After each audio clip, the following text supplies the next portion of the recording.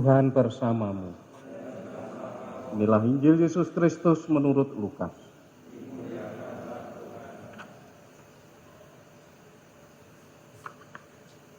Sekali peristiwa, orang-orang Farisi bertanya kepada Yesus, kapan kerajaan Allah datang? Yesus menjawab, kerajaan Allah datang tanpa tanda-tanda lahiriah. Tidak dapat dikatakan, lihat, ia ada di sini atau ia ada di sana. Sebab sesungguhnya kerajaan Allah sudah ada di tengah-tengahmu.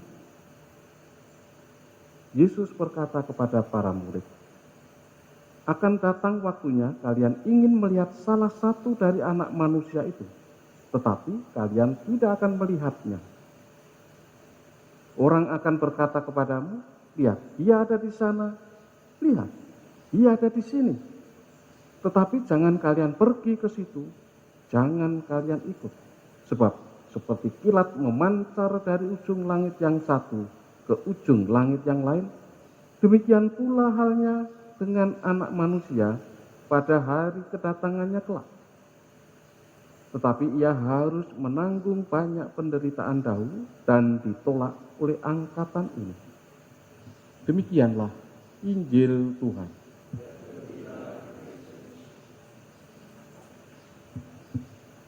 Saudara-saudari, sebelum Yesus tampil ke muka umum, Yohanes Pembaptis telah mewartakan bahwa kerajaan Allah sudah dekat. Sekarang Yesus menandaskan,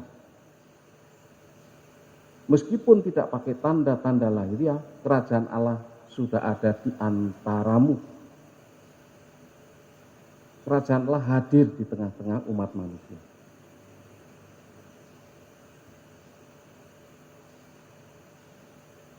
Banyak orang sibuk mencari-cari seperti kaum Farisi yang bertanya kepada Yesus itu. Kapan kerajaan Allah itu datang? Seperti di YouTube. Belakangan ini juga rame itu tentang itu apa? Entah Ratu Adil, entah Satrio Piningit dan segala macam. Orang sibuk.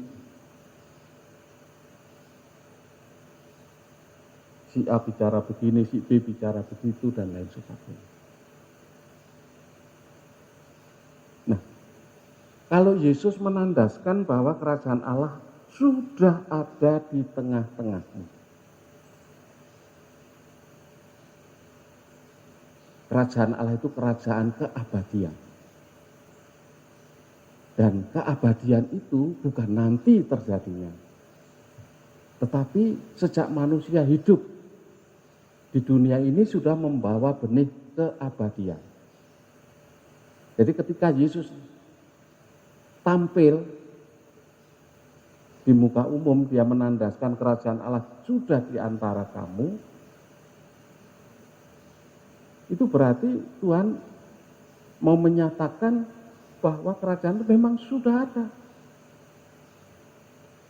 Sebagaimana Yesus lahir di muka bumi, dilahirkan oleh perawan Maria, kerajaan Allah mulai sudah di antara kita.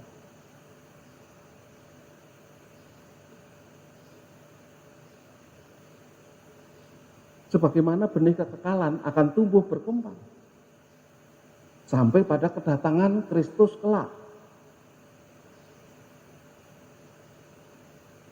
Benih keabadian itu mencapai kepenuhannya. Tetapi untuk mencapai ke sana,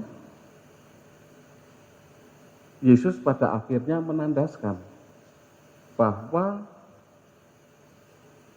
anak manusia harus menanggung banyak penderitaan dahulu dan ditolak oleh angkatan ini. Meskipun Yesus itu sebagai wujud nyata kehadiran Allah di tengah-tengah umat manusia, bukan berarti Yesus bisa bebas tanpa penderitaan. Kerajaan Allah bisa hadir tanpa kemegahan, tanpa kemeriahan, tanpa tanda-tanda lahiriah. Tetapi kehadirannya itu bisa juga di dalam wujud penderitaan. melalui penderitaan, bahkan kematiannya.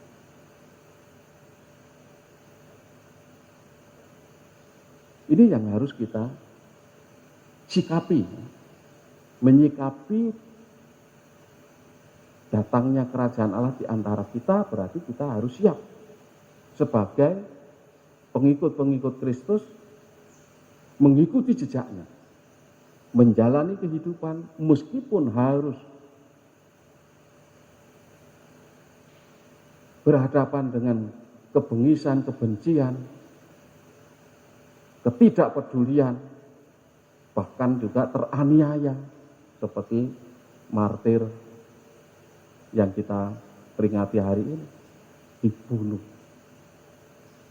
Yesus pun juga demikian, dibunuh. Tetapi kerajaan Allah tetap ada. Kerajaan Allah tidak bisa dilenyapkan karena kerajaan Allah kerajaan keabadian.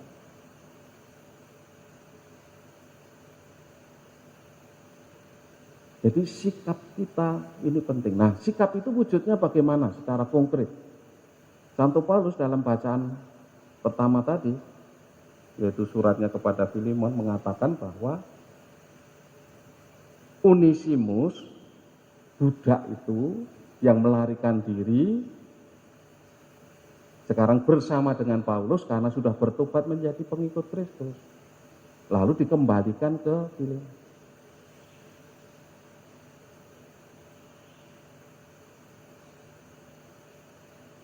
Nah, diharapkan orang-orang Kristen pada zamannya dan sampai sekarang, sampai yang akan datang, kalau mau menghadirkan kerajaan Allah, harus berubah sikap. Seperti Onesimus, bertobat.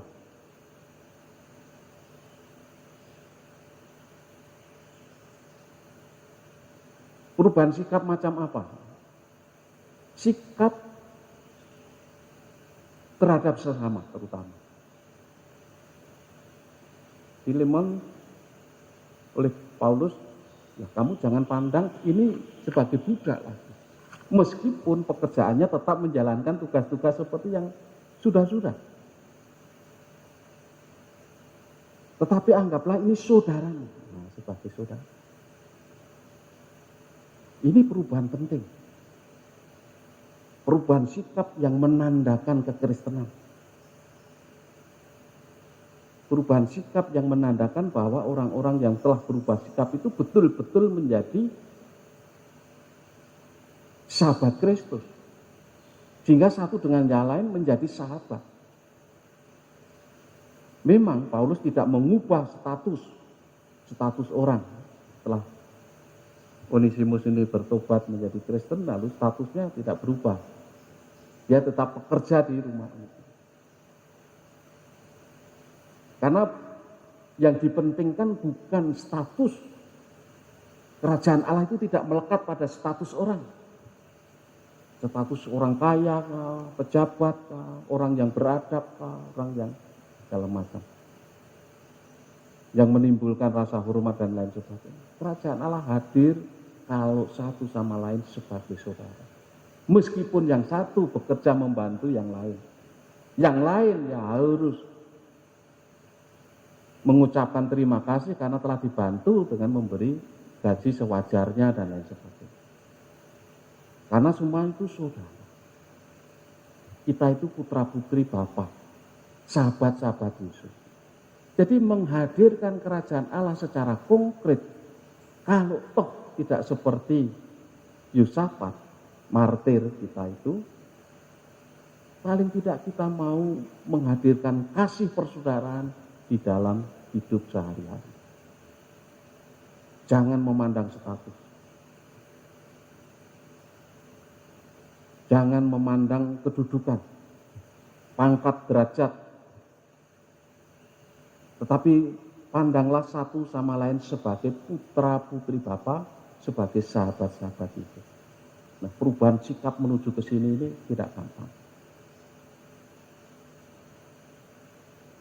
Perlu pertobatan terus-menerus.